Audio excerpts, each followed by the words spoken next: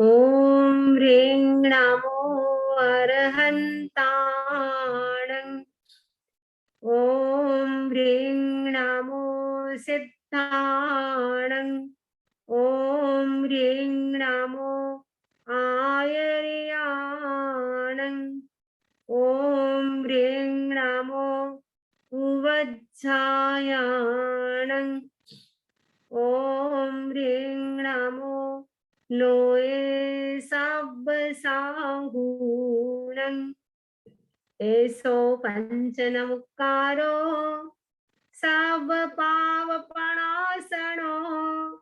मङ्गलानं च सव्येसिं परमं हवै मङ्गलं।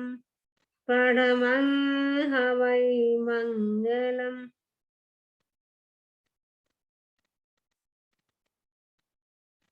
आराध्य देव के चरणों में वंदन। आदरणीय समणी जी, उपस्थित भाइयों तथा बहनों, आचारांग सूत्र का हमारा वाचन चल रहा है। आचारांग सूत्र का आज हम 8वां अध्ययन प्रारंभ कर रहे हैं। 8वें अध्ययन के 8 उद्देशक हैं। उनमें से आज हम पढ़मो उद्देश्यों, पहला उद्देशक, उसकी हम चर्चा करेंगे। इस अध्ययन का नाम है विमोक्षो। विमोक्षो यानी विमोक्ष। तो जो विमोक्ष होता है वो दो प्रकार का होता है, द्रव्य विमोक्ष और भाव विमोक्ष। द्रव्य विमोक्ष का मतलब होता है बाहरी बंधनों से मुक्त करना। जैसे किसी को जेल में डाल दिया, उसके शरीर में बेड़ी डाल दी, बेड़ी से मुक्त कर दिया, वो हो गया द्रव्य विमोक्ष। दूसरा है भाव विमोक्ष। हमारी आत्मा कसायों के कारण जकड़ी हुई है संसार में, कसाय से मुक्त होना वो भाव विमोक्ष है। दूसरा है हमारी आत्मा अनादि काल से कर्मों के बंधनों से जकड़ी हुई है, बंधी हुई है। 8 कर्मों से मुक्त हो जाना वो है भाव विमोक्ष। विमोक्ष का मतलब होता है त्यागना, छोड़ना, मुक्त करना। तो आपको समझ में आ गया होगा द्रव्य विमोक्ष और भाव विमोक्ष। द्रव्य विमोक्ष का मतलब होता है बाहरी बंधनों से, जैसे बाहरी बंधन होता है बेड़ी आदि, उन बंधनों से मुक्त करना वह है द्रव्य विमोक्ष। और भाव विमोक्ष का मतलब होता है कसायों से मुक्त होना, अथवा 8 कर्मों से हमारी आत्मा जो अनादि काल से जकड़ी हुई है, उन 8 कर्मों से आत्मा को, 8 कर्मों के जो बंधन है उनसे मुक्त करना, वह है भाव विमोक्ष। इस अध्ययन में भाव विमोक्ष की चर्चा की गई है। से बेमी समनुन्नस्य वा असमनुन्नस्य वा अश्नं वा पाणं वा खैमं वा साइमं वा वत्तं वा पडिग्गहं वा कमलं वा पायपुंचनं वा नो पायज्जा नो निमन्तेज्जा नो कुज्जा व्यावढ्यं परे आधाय माणित पिबेमी। सूत्र का अर्थ है से बेमी, मैं कहता हूं। समनुन्नस्य वा असमनुन्नस्य वा। तो भिक्षु 2 प्रकार के होते हैं, एक समनुज्ञ होता है और एक असमनुज्ञ होता है। तो समनुज्ञ और असमनुज्ञ का मतलब क्या होता है, पहले हम मीनिंग पढ़ लेते, उसके बाद इसकी चर्चा करेंगे। तो मैं कहता हूं भिक्षु, समनुज्ञ और असमनुज्ञ मुनि को अश्नम यानी असन, पान यानी पान, खाइमम का मतलब खाद्य, साइमम का मतलब स्वाद्य, वत्थम का मतलब होता है वस्त्र, परिग्रहम का मतलब होता है पात्र, कंबलम का मतलब होता है कंबल, पाय पुंचम का मतलब है होता है पाद पंचन, नो पायजा न उन्हें देने के लिए निमंत्रित करे, नो निमंत्रित का मतलब है निमंत्रित करे, न उनके कार्यों में व्यापृत हो, नो कुज्जा व्यावडियम परम आढ़ाय माणित पिबेमी। वह सब अत्यंत आदर प्रदर्शित करता हुआ करे, ऐसा मैं कहता हूं। तो भिक्षु को क्या है, भिक्षु 2 प्रकार के होते हैं, एक समनुज्ञ होते हैं, एक असमनुज्ञ होते हैं। तो जो समनुज्ञ का मतलब होता है जिनका वेश, जिनकी श्रद्धा एक जैसी होती है, वेश भी एक जैसा होता है। जैसे वेश का मतलब है साधु साध्वी होते हैं, वो सफेद ड्रेस पहनते हैं, तो सबकी वेश भी एक जैसी है, सबकी श्रद्धा भी एक जैसी है, देव गुरु धर्म के प्रति श्रद्धा है, तो वह होते हैं, और सबका दर्शन भी एक जैसा है, उनको समनुज्ञ कहा जाता है। और जिनका दर्शन, श्रद्धा, वेश एक जैसा नहीं होता है, उन्हें असमनुज्ञ कहा जाता है। तो समनुज्ञ तो जैसे होते हैं जैन धर्म के मानने वाले साधु साध्वी, जो भी जैन धर्म को मानते, देव गुरु धर्म के प्रति जिनकी श्रद्धा है, जिनका वेश एक जैसा है, जिनका दर्शन एक जैसा है, वे सब समनुज्ञ कहलाते हैं। और असमनुज्ञ का मतलब होता है जो अन्य तीर्थिक जो साधु हैं, यानी दूसरे संप्रदाय वाले, दूसरे धर्म को मानने वाले, जो दूसरे धर्म को जो मानने वाले साधु साधु हैं, वे अन्य तीर्थिक कहलाते हैं। यानी जैसे बौद्ध भिक्षु है, या सांख्य दर्शन को मानने वाले हैं, कोई वैशेषिक दर्शन को मानने वाले, यानी दूसरे दूसरे तीर्थ यानी धर्म को मानने वाले असमनुज्ञ कहलाते हैं।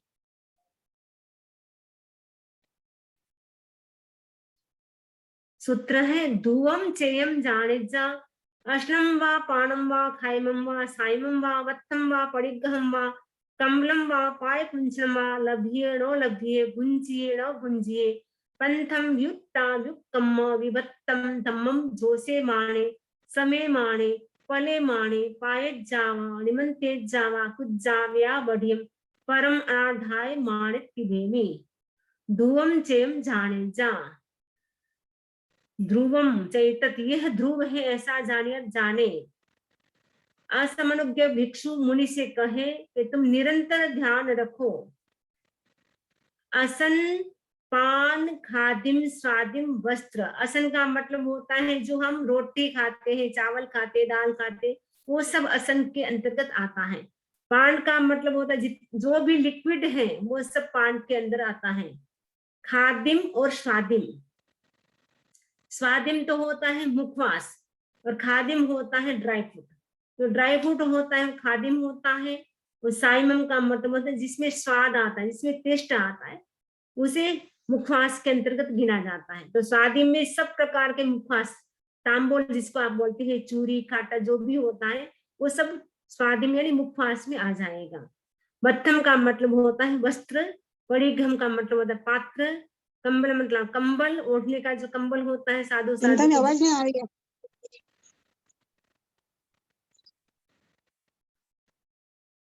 शोल, पाद कुंचन, रजोहरण जो होता है पैरों को पोंछने का होता है। लभ्य नो लभ्य, वो प्राप्त हो अथवा न हो। भुंजिए मैंने भोजन के लिए कोई आमंत्रित करे। भुंजे पंथम युक्ता युक्तम विभत्तम धम्मम जोशे माणे समे माणे पले माणे पाये जावा निमंते जावा तेजवा कुज्जाव्या वडिम परम अनाधाय माणे पिबेमी। असमनुज्ञ भिक्षु मुनि से कहे तुम निरंतर ध्यान रखो। हमारे मठ में प्रतिदिन असन पान खाद्य स्वाद्य वस्त्र पात्र कंबल या पाद पंचन उपलब्ध है। तुम्हें ये प्राप्त हो या न हो, तुम भोजन कर चुके हो या न कर चुके हो, मार्ग सीधा हो या टेढ़ा हो, तुम अपने धर्म का पालन करते हुए वहां आओ और जाओ। इस प्रकार असमनुज्ञ भिक्षुओं के अनुरोध को मानकर मुनि के वहां जाने पर असन आदि दे, निमंत्रित करे और मुनि के कार्यों में व्यापृत हो तो उसे कुछ भी आदर न दे, उसकी उपेक्षा कर दे, ऐसा मैं कहता हूँ। यानी जो अन्य तीर्थिक मुनि हैं, अन्य तीर्थिक जो साधु हैं, भिक्षु हैं, वो क्या करें, यानी जो मठ में रहते हैं, आश्रम में रहते हैं, जो भगवे कपड़े पहनते हैं, वो अन्य तीर्थिक साधु जो जिनका आचार विचार जैन साधु जैसा नहीं है, वेश भी जैन साधु जैसा नहीं है, श्रद्धा भी जैन साधु जैसी नहीं है, तो वो जो मठाधीश होते हैं, मठ में रहने वाले होते हैं, वो भिक्षु क्या करे, यदि उनको आमंत्रित करे, आप हमारे यहाँ आओ, हमारे यहाँ रहो, आहार करो, पानी लो और वस्त्र पात्र कंबल आपको जो भी चाहिए, आप आराम से मठ में रहो, आराम से खाओ पियो, लेकिन जो जैन दर्शन के साधु साध्वी होते हैं, जैन धर्म को मानने वाले, वो कितना ही वो इनविटेशन दे, लेकिन वहां उनको जाना कल्पता नहीं है। इसीलिए वो उनको आदर दे, न उनसे कोई बातचीत करे, यानी बातचीत करे भले, लेकिन उनके वहां रह नहीं सकते हैं। केवल व्यवहार में बातचीत कर सकते हैं, लेकिन वहां उनके जाकर के रहना, वहां पे बैठ करके खाना पीना साधुओं को कल्पता नहीं है। इसलिए उनकी बात पर आदर ना दे, यानी रेस्पेक्ट उनको ना दे।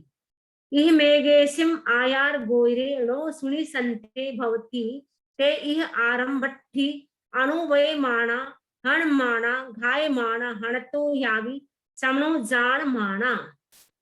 यह मेघेशिम का मतलब है कुछ साधु आचार गोचर सम्यक उपलब्ध नहीं होता। कुछ भिक्षुओं को क्या आचार गोचर सम्यक उपलब्ध नहीं होता, वे आरंभ के अर्थी होते हैं, आरंभ करने वालों का समर्थन करते हैं, स्वयं प्राणियों का वध करते हैं, करवाते हैं, और करने वालों का अनुमोदन करते हैं। मैंने कुछ भिक्षु ऐसे होते हैं जिनको आचार क्या है साधु साधियों के, वो उनको पता नहीं होता है, तो वो खुद ही आरंभ समारंभ करते हैं, यानी हिंसा करते हैं, करवाते हैं, उनका अनुमोदन करते हैं। जो प्राणियों का वध करते हैं, करवाते हैं, अनुमोदन करते हैं, तो ऐसे जो भिक्षु होते हैं उनके वहां जाना साधुओं को कल्पता नहीं है, क्योंकि वहां जाने से दोष लगता है। इसलिए उनके वहां बना हुआ खाना साधु साध्वी ग्रहण नहीं कर सकते हैं। अथवा अदिन्न मायंती, अथवा वे अदत्त का ग्रहण करते हैं। अदिन्न मायंत का मतलब अदत्त का ग्रहण करते हैं, क्योंकि जो भिक्षु हैं, अन्य तीर्थिक भिक्षु हैं, वो क्या करते हैं, प्राणियों का वध करते हैं। तो पृथ्वी आदि को खोदते हैं, तो पृथ्वी आदि को खोदते उस समय क्या होता है, उसके जो आश्रित जीव होते हैं उनकी भी हिंसा होती है। तो सपोज मकान में रहने को आपको आज्ञा दी है, लेकिन उसमें जो जीव है उनको मारने की आज्ञा नहीं दी है, क्योंकि कोई भी जीव अपने प्राणों को मारने के लिए, प्राणों का वध करने के लिए कोई भी आज्ञा नहीं देता है। इसीलिए प्राणों का यदि आप वध करते हैं, प्राणियों की हिंसा करते हैं, उसमें क्या होता है, चोरी का पाप लगता है। तो भूस्वामी ने पृथ्वी आदि के ग्रहण की आज्ञा दी है, किंतु पृथ्वी आदि के जीवों ने अपने वध की आज्ञा नहीं दी है। इसलिए उन प्राणियों का आरंभ हिंसा अदत्तादान ही है। अदत्तादान का मतलब बिना दिया हुआ जो लिया जाता है, बिना परमिशन जो हम लेते हैं, ग्रहण करते हैं, वो अदत्तादान के अंतर्गत आता है। अधवा वायावो व्युजन्ते तंजहा अत्थि लोए रत्थि लोए धुवे लोए अधुवे लोए साइये लोए अणाइये लोए सपज्जव शीते लोए अपज्जव शीते लोए सुकड़ेत्तिवा दुकड़ेत्तिवा कल्याणेत्तिवा पावेत्तिवा साहुत्तिवा असाहुत्तिवा सिद्धित्तिवा असिद्धित्तिवा निरेत्तिवा अनिरेत्तिवा। सूत्र का मीनिंग है, अथवा वे परस्पर विरोधी वादों का प्रतिपादन करते हैं। जैसे अस्तित्ववादी मानते हैं लोग वास्तविक हैं, नास्तित्ववादी मानते हैं कि लोग वास्तविक नहीं हैं। क्योंकि दो प्रकार के दर्शन हैं, एक दर्शन है आस्तिक दर्शन, दूसरा है नास्तिक दर्शन। तो आस्तिक दर्शन वाले मानते हैं कि ये लोग हैं वो वास्तविक यानी शाश्वत हैं, वो हमेशा था, है और रहेगा। नास्तिक यानी जो आत्मा परमात्मा पुनर्जन्म में विश्वास नहीं करते हैं, वे दर्शन नास्तिक कहलाते हैं। जैसे चार्वाक दर्शन, वो नास्तिक कहलाता है, और चार्वाक के अतिरिक्त बाकी सभी दर्शन आस्तिक दर्शन कहलाते हैं। तो नास्तित्ववादी मानते कि ये लोग शाश्वत नहीं है, क्योंकि इस संसार में कुछ भी शाश्वत नहीं है, बस ये 5 तत्वों से हमारा शरीर बना है। पृथ्वी जल अग्नि वायु आकाश, इनसे हमारा यह शरीर बना है। जब तक हमारा शरीर रहेगा, तब तक, जब तक ये 5 तत्व रहेंगे तब तक हमारा शरीर है। जैसे 5 तत्व का विनाश हो जाएगा, शरीर का भी विनाश हो जाएगा, और शरीर वापस 5 तत्वों में विलीन हो जाएगा, उसमें मिल जाएगा। तो नास्तित्ववादी मानते हैं कि बस खाओ पियो मौज करो, केवल वर्तमान है, ना पास्ट है ना फ्यूचर है, वो ऐसा मानते हैं। इसलिए उनकी दृष्टि से लोग हैं वो शाश्वत नहीं है, यानी वास्तविक नहीं है। अचलवादी मानते हैं आदित्य मंडल स्थिर है, यानी सूर्य मंडल है वो स्थिर है। आदित्य का मतलब सूर्य, सूर्य मंडल है स्थिर है। हम बोलते हैं कि सूर्य है वो घूमता है, लेकिन वो बोलते कि नहीं, सूर्य मंडल वो स्थिर रहता है। चलवादी मानते हैं कि आदित्य मंडल चल है, जो चलवादी है वो मानते हैं कि सूर्य है वो घूमता रहता है, सूर्य का मंडल। सृष्टिवादी मानते हैं लोग शादी है। सृष्टिवाद को मानने वाले जैसे न्याय वैशेषिक हैं, वो मानते हैं कि वो जो सृष्टि है वो ईश्वर कृत है, मैंने ईश्वर ने ये सारा संसार बनाया है, इसलिए लोग शादी है, क्योंकि बनाया है उसका आदि तो होता है लेकिन उसकी अनादि नहीं होती है। असृष्टिवादी मानते लोग अनादि है, वो अनादि काल से चल रहा है। तो सृष्टिवादी मानते हैं लोग शांत हैं, और असृष्टिवादी मानते हैं लोग अनंत हैं। कुछ दार्शनिक मानते हैं सुकृत है, सुकृत यानी पुण्य है। कुछ दार्शनिक मानते हैं दुष्कृत है, यानी पाप है। कुछ दार्शनिक मानते हैं कल्याण है, कुछ दार्शनिक मानते हैं पाप है। कुछ दार्शनिक मानते हैं साधु है, कुछ दार्शनिक मानते हैं असाधु है। कुछ दार्शनिक मानते हैं निर्वाण है, कुछ दार्शनिक मानते हैं निर्वाण नहीं है। कुछ दार्शनिक मानते हैं नरक है, कुछ दार्शनिक मानते हैं नरक नहीं है। सबकी अलग अलग मान्यता है, कुछ ऐसा मानते हैं कुछ ऐसा मानते हैं। लेकिन जैन दर्शन तो मानता है लोग शाश्वत है। जैन दर्शन मानता है आत्मा भी है, परमात्मा भी है, स्वर्ग भी है, नरक भी है।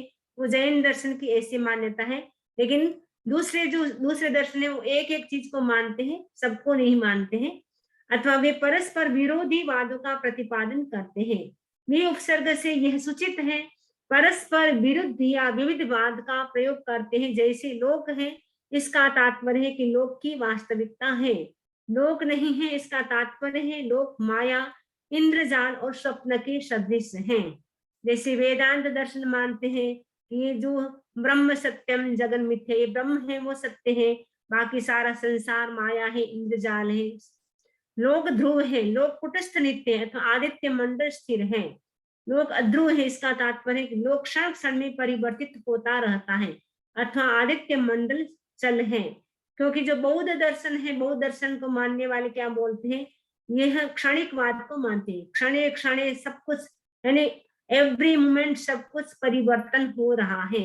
अभी आप जैसे हैं, क्लास जब आपने ज्वाइन की थी जैसे आप दिख रहे थे, अब आप वैसे नहीं रहे, आप पूरे बदल चुके हैं। क्योंकि क्षण क्षण में एवरी मोमेंट हमारे भीतर परिवर्तन हो रहा है, पूरे संसार में परिवर्तन हो रहा है। वो क्षणिकवाद को मानते हैं बौद्ध दार्शनिक। लोक शादी है, लोग किसी परमेश्वर की सृष्टि है, ईश्वर की सृष्टि है, ऐसा कौन मानते हैं, न्याय वैशेषिक दर्शन मानते हैं। लोक अनादि है, वह किसी के द्वारा सृष्ट नहीं है, वो असृष्ट है। जिन दार्शनिकों के मत में लोक शादी है, उनके मत से वह शांत है। जिन दार्शनिकों के मत में लोक अनादि है, उनके मत से वह अनंत है। इसी प्रकार सुकृत दुष्कृत, कल्याण पाप, साधु असाधु, सिद्धि असिद्धि, नरक अनरक आदि के विषय में भी नानाविध वाद प्रचलित है। बहुत सारे वाद विवाद होते रहते हैं, तो बहुत सारे दार्शनिक हैं, सबकी अलग अलग मान्यताएं होती हैं। लेकिन जैन दर्शन न कुटस्थ नित्य है न एकांत नित्य है, वो नित्यानित्यवाद को मानता है। वो जो भी समस्या है वो जैन दर्शन क्या करता है, सबको समाहित कर देता है। क्योंकि जैन दर्शन कहता है कि आत्मा शाश्वत है, इस दृष्टि से वो नित्य है। शरीर बदलता रहता है, उस दृष्टि से वो अनित्य है। यानी नित्यानित्य दोनों को ही मानता है। एकांत आग्रह जैन दर्शन नहीं करता है, क्योंकि जैन दर्शन का सिद्धांत है अनेकांतवाद। जैन दर्शन कहता है मैं कहता हूँ वह भी सही है, आप कहते वह भी सही है। कुछ अंशों में आपका सही हो सकता है, कुछ अंशों में हमारा, लेकिन जैन दर्शन में आग्रह नहीं है किसी भी प्रकार का। जमीनम निपड़ी बन्ना मामगम धम्मम पन्न वेमाणा, पूर्वोक्त परस्पर विरोधी वादों को स्वीकार करने वाले वे अपने अपने धर्म का निरूपण करते हैं। पूर्वोक्त यानी पहले जो कहा गया है, जो विरोधी वाद वो जो बताए गए, वो क्या करते हैं, अपने अपने धर्म का निरूपण करते हैं। कोई कहते हैं लोग शाश्वत है, कोई कहते हैं लोग शाश्वत नहीं है, कोई बोलते नित्य है, कोई बोलता अनित्य है। वो सब अपनी अपनी डफली बजाते हैं, अपने अपने धर्म का प्रतिपादन करते हैं। तो परस्पर विरोधी वादों का कथन करते हुए अपने अपने धर्म का निरूपण करते हुए देखे जाते हैं। वे कहते हैं मेरे धर्म में सिद्धि अन्यत्र नहीं है। वो बोलते बस मेरा धर्म स्वीकार करो तो आपको मोक्ष मिल जाएगा, सिद्धि मिल जाएगी। यदि आप दूसरे धर्म को स्वीकार करते हैं तो आपका वहां कोई मोक्ष नहीं है, आपको सिद्धि नहीं मिलेगी, क्योंकि उनका एकांत आग्रह है।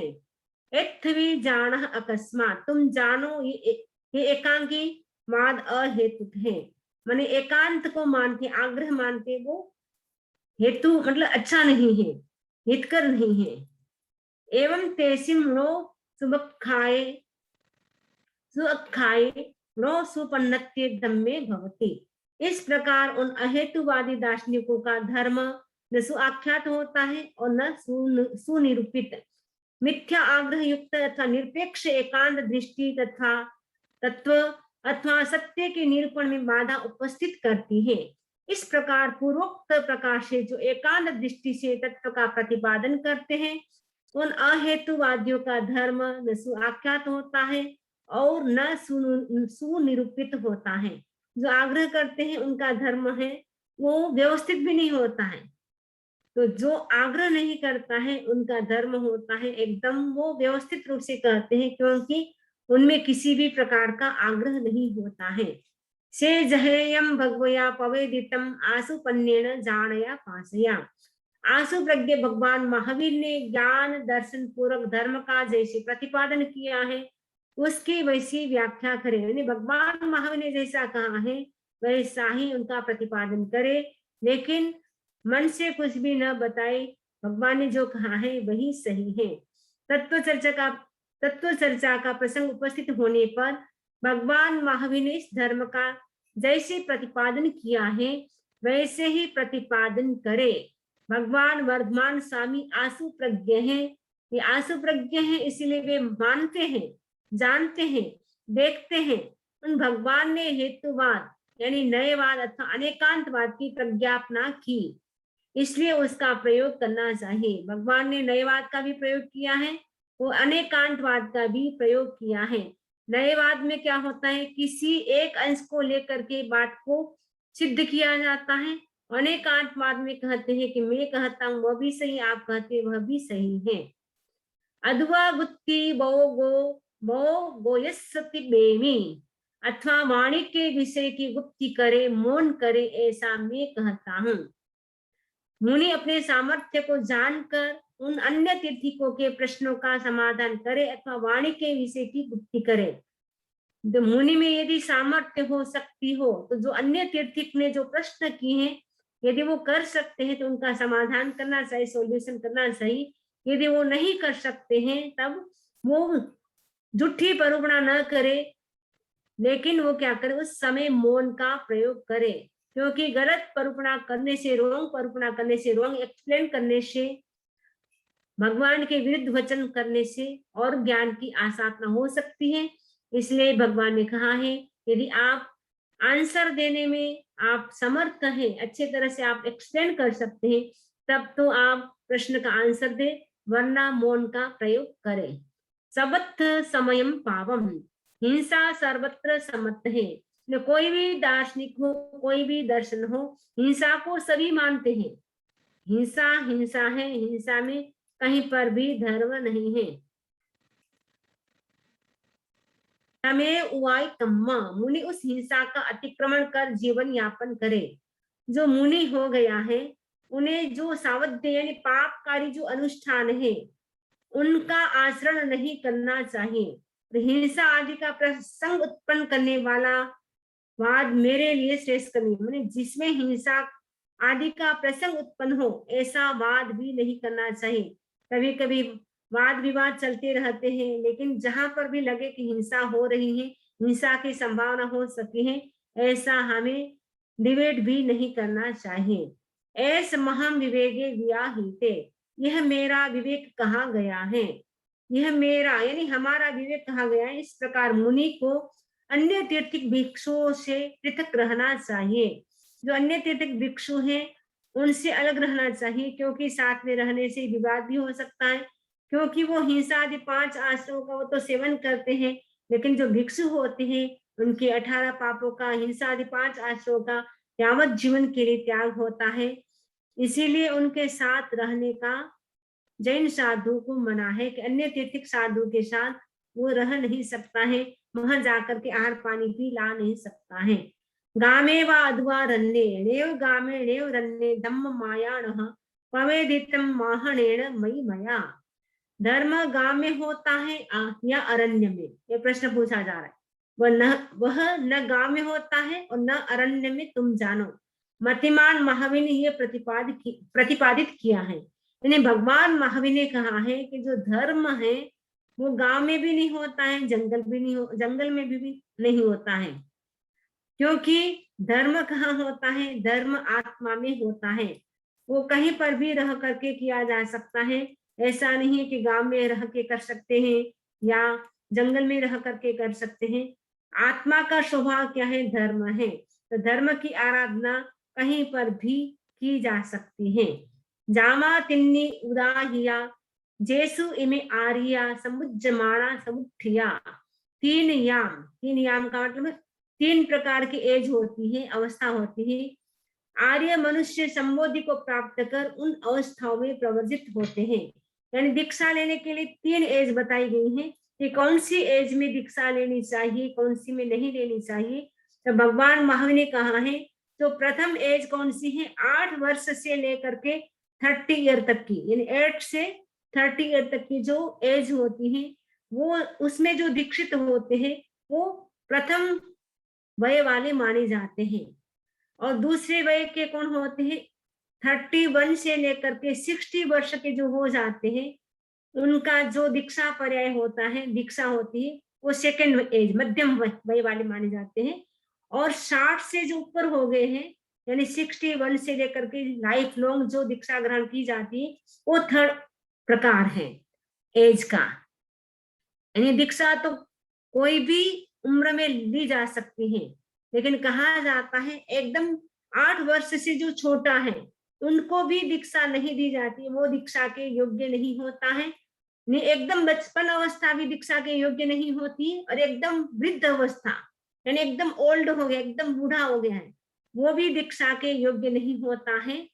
क्योंकि जो हमारा जो बुढ़ापा है, ओल्ड एज है, वो कब प्रारंभ होती है? कहा गया भाष्य में आचार्य महाप्रज्ञ जी कहते हैं जब 70 ईयर पार हो जाता है, यानी जब हम 70 ईयर के हो जाते हैं उसके बाद हमारा वृद्धा ओल्ड एज प्रारंभ होती है, वृद्धावस्था प्रारंभ होती है। यानी ओल्ड एज प्रारंभ होती है कब? 70 साल के, यानी 70 ईयर के जब हो जाते हैं तब वृद्धावस्था प्रारंभ होती है। तब तक 40 साल तक यंग होता है, उसके बाद प्रौढ़ अवस्था 70 साल तक रहती है, 70 साल के बाद ओल्ड एज प्रारंभ हो जाती है।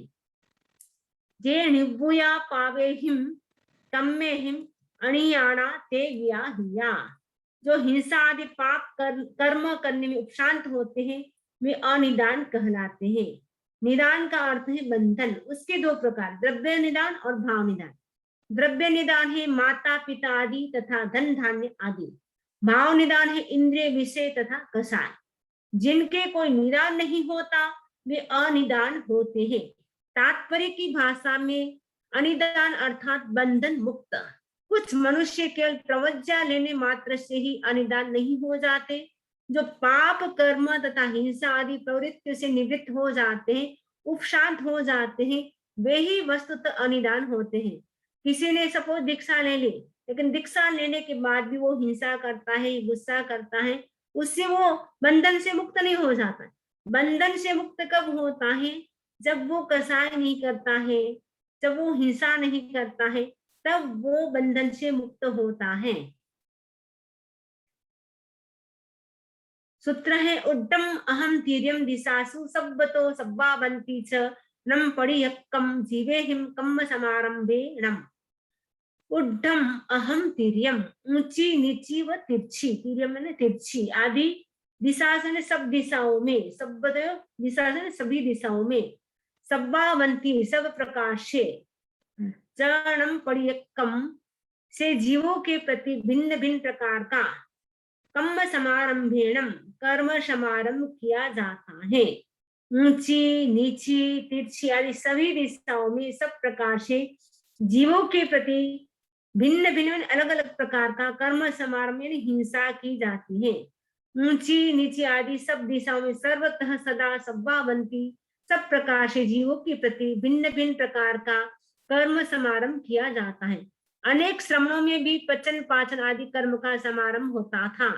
मतलब जो अनेक साधु होते थे, जो भिक्षु होते थे, वो भी पचन पाचन की यानी खाना बनाना बनवाना वो उनके भी आरंभ समारंभ होता था। उस कर्म समारंभ को लक्षित कर भगवान ने जो निरूपण किया है वही अगले सूत्र में प्रतिपादित किया जा रहा है।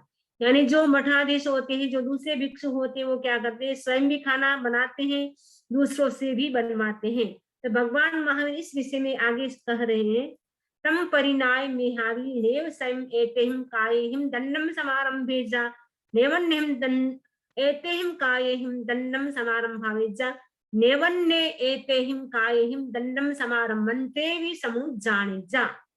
मेधावी उस कर्म समारंभ का विवेक कर इन सूक्ष्म जीव कायों के प्रति स्वयं दंड का प्रयोग न करे, दूसरों से न करवाए और करने वालों का अनुमोदन न करे।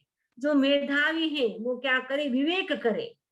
मेधावी मुनि उस कर्म समारंभ का विवेक कर इस पृथ्वी आदि जीव निकायों के प्रति तीन करण तीन योग से मन वचन काया से करना करान अनुमोदनी तीन करण तीन योग से दंड का मतलब समारंभ का परित्याग करे, यानी हिंसा करने का करवाने का और अनुमोदन करने का वो त्याग करे।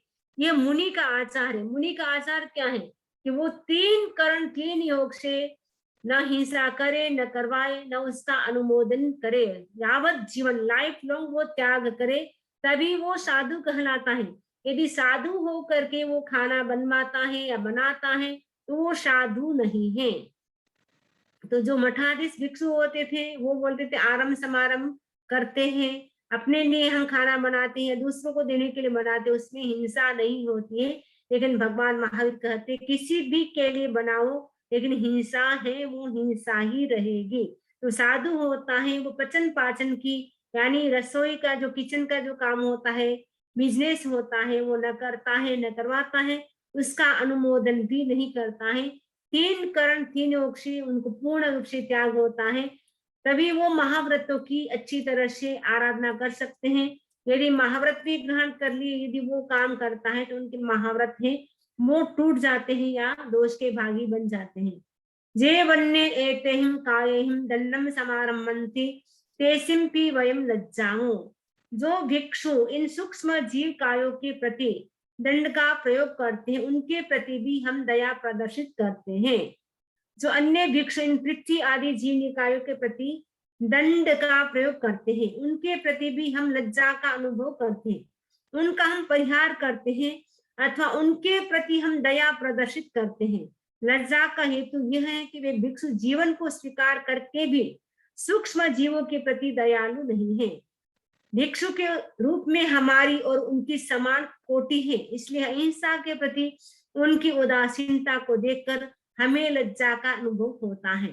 तो भगवान महावीर स्वामी कहते हैं एक तरफ तो वो भिक्षु अपने आप को बोलते हैं, दूसरी तरफ वो सूक्ष्म जीवों की हिंसा करते हैं। सूक्ष्म जीव का मतलब जो षडजीव निकाय है, पृथ्वी काय, अप का, तेजस काय, वायु का, वनस्पति काय, ये जो षडजीव निकाय है उनकी वो क्या करते हैं, हिंसा करते हैं। एक तरफ तो अपने आप को भिक्षु बोलते हैं, दूसरी तरफ वो हिंसा करते हैं। उनको देख करके हमें भी लज्जा यानी शर्म आती है।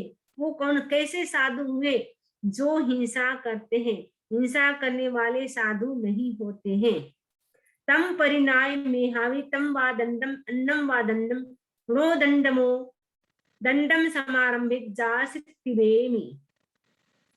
तम परिणाय मेहावी, मेहावी मेधावी मुनि, तम परिणाय उसे जानकर यानी कर्म समारंभ का विवेक करना है। दंड भीरु क्या करे, दंड भीरु मेधावी इस कर्म समारंभ का विवेक कर पूर्व कथित या अन्य किसी प्रकार के दंड का प्रयोग न करे, ऐसा मैं कहता हूं। अहिंसा के आचरण का विशिष्ट हेतु है अभय, जिसमें अभय होता है, जिससे किसी भी प्रकार का भय नहीं होता है, वह व्यक्ति अहिंसा का पालन कर सकता है। डरा हुआ व्यक्ति अहिंसा का आचरण नहीं कर सकता है। जो डर डर के रहता है वो नहीं कर सकता है अहिंसा का आचरण। जो सर्वात्मना अभय होता है वही दंड भीरु होता है। अभय और दंड भीरु इन दोनों पदों में कोई विरोध नहीं है। जो जीवों के वध से डरता है वही ही दंड भीरु होता है। यानी जिनको डर लगता है जीवों के वध से, यानी जीवों की कहीं मेरे से हिंसा न हो जाए ऐसा डर रखता है, जो जीवों के वध से डरता वही दंड भीरु होता है। वैसा व्यक्ति न जीवों से डरता है और न जीवों को डराता है, क्योंकि वो अहिंसा का पालन करने वाला होता है। इसलिए वो जीवों से डरता भी नहीं, डराता भी नहीं, क्योंकि उनके भीतर अभय है।